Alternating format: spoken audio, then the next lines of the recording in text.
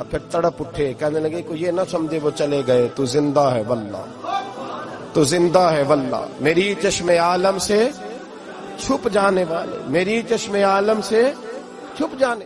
حضرت عباس سے کسی نے کہا تھا اللہ کی سب سے بڑی نعمت، تو بخاری اٹھانا، فرمانے لگے محمد نعمت اللہ، بخاری ہے بخاری، فرمایا محمد اللہ کی سب سے بڑی نعمت ہے، صلی اللہ، یہ سب سے بڑی نعمت ہے۔ کچھ کہا تو صحیح نہ یار، ایک مجھے کہنے لگا نہیں وہ 9 ربیع الاول کو آئے تھے، تو میں نے کہا 9 کو میلاد مناؤ، کوئی مسئلہ نہیں، 9 کو میلاد مناؤ، کوئی مسئلہ ہی نہیں، ہم تو سارا سال مناتے، بس 9 کو مناؤ نا بھائی، کون کہتا ہے عید نہیں ہم کہتے۔ میں نے کہا چلو جشن میلاد کہہ لیا کرو، میلاد ہی کہہ لو، یہ کہہ لو، تم نے خوشی منانی ہے تو محفل میلاد کہہ لو، نہ عید کہو، عیدیں 2 ہی ہیں۔ میں نے کہا نہیں وہ بھی تیری غلطی ہے، میرے نبی نے کہا ہر جمعہ میری امت کی عید ہے۔ اور قرآن پاک پڑھ، قرآن پاک پڑھ، حضرت عیسیٰ کہتے تھے یا اللہ جب تو من و سلوہ نازل کرے گا وہ دن ہمارے لیے عید کا دن ہوگا۔ اور سیاستہ پڑھ، حضرت عمر کہا کرتے تھے جس دن دین مکمل ہوا یوم اکملت، جس دن دین مکمل ہوا یوم اکملت لکم، یہ آیتیں نازل ہوئی، تو فرمایا وہ دن ہمارے لیے عید کا دن تھا۔ یہودی ہمیں کہتے تھے یہ آیتیں ہم پہ آتی تو ہم عید مناتے، یہ بھی تیری غلطی ہے کہ عیدیں 2 ہی ہیں۔ رب جب بھی کسی کو دید کرائے وہ عید کا ہی دن ہوتا ہے، وہ عید کا ہی دن ہوتا ہے بھائی۔ ہمارے لیے سب سے بڑی عید یہ ہے، اس لیے کہ باقی عیدیں اسی عید کا صدقہ ہے، صلی اللہ تعالی علیہ۔ تو عید میلاد النبی پہ اظہار مسرت کرنا، خوشی کا اظہار کرنا، خوشی کا اظہار کرنا، یہ تو ایمانی تقاضا ہے، یہ تو روح کا تقاضا ہے، یہ تو اندر اچھلتا ہے۔ شریعت جتنی ہمیں اجازت دیتی ہے اتنا ہم کرتے ہیں، اور کوئی میلاد کی محفل میں کوئی ایسا کام نہیں ہوتا جو شریعت سے ٹکراتا ہو۔ پہلے کیا ہوتا ہے؟ تلاوت، منع ہے قرآن پڑھنا۔ دوسرا کیا ہوتا ہے؟ اتنا درجہ ہے نعت کا، اب تو نہ نعت پڑھنے والے رہے نہ سننے والے رہے، دونوں میں ہی کمی ہے۔ اور میں اکثر کہتا ہوں نعت پڑھنا اتنا کمال نہیں جتنا سننا کمال ہے۔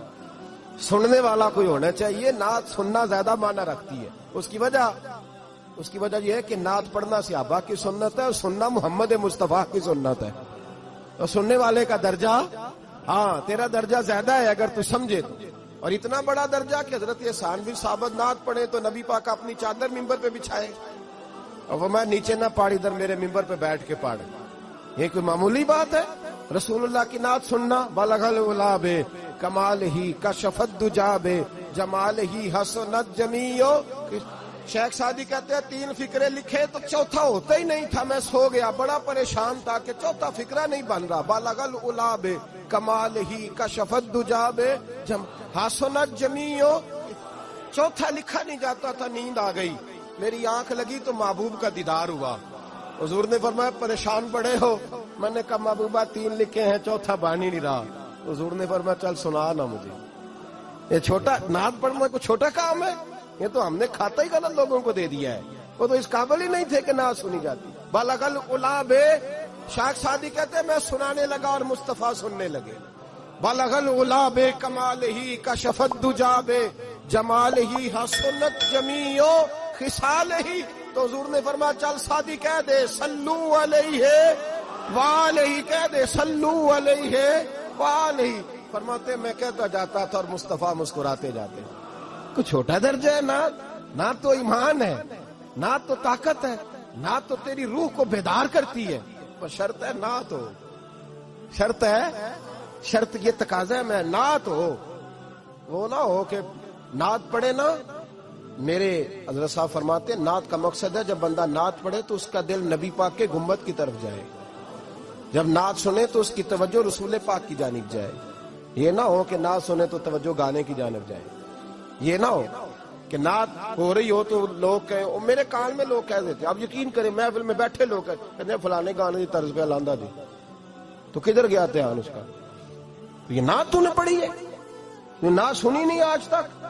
ہاں اگر نعت پڑھنی ہو تو علامہ اقبال کی لکھی ہوئی پڑھا کر، اگر نعت پڑھنی ہو تو شیخ سعدی کی لکھی پڑھا کر، اگر نعت پڑھنی ہو تو حضرت احسان بن ثابت کی لکھی پڑھا کر۔ اور اگر تیرا دل کرے کہ نعت بھی ہو، جذبات بھی ہو، حسن بھی ہو، علم بھی ہو، عمل بھی ہو، قرآن بھی ہو، حدیث بھی ہو، تو پھر امام محمد رضا فاضل بریلوی کی پڑھا کر، پھر اعلیٰ حضرت کی پڑھا کر تجھے پتا چلے چمک تجھ سے پاتے ہیں سب پانے والے، میرا دل بھی چمکا دے چمکانے والے۔ اعلیٰ حضرت کہنے لگے یا رسول اللہ میری سفارش نہ کرو، ڈر لگتا ہے، ڈر لگتا ہے، قیامت کی رات بڑی گہری ہے، سفارش نہ کرو، اس طرح کرو میرا بازو پکڑو اور جنت تک پہنچا کے آؤ، میرا بازو پکڑو اور جنت تک۔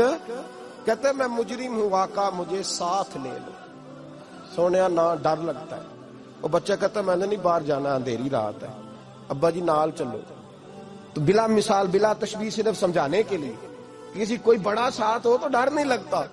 یہ نعت ہے نا، چمک تجھ سے پاتے ہیں سب پانے والے، میرا دل بھی چمکا دے چمکانے والے۔ کہتے ہیں یا رسول اللہ محشر کی رات بڑی گہری ہے، میں مجرم ہوں آقا مجھے ساتھ لے لو، کہ رستے میں ہیں جا بجا تھانے والے۔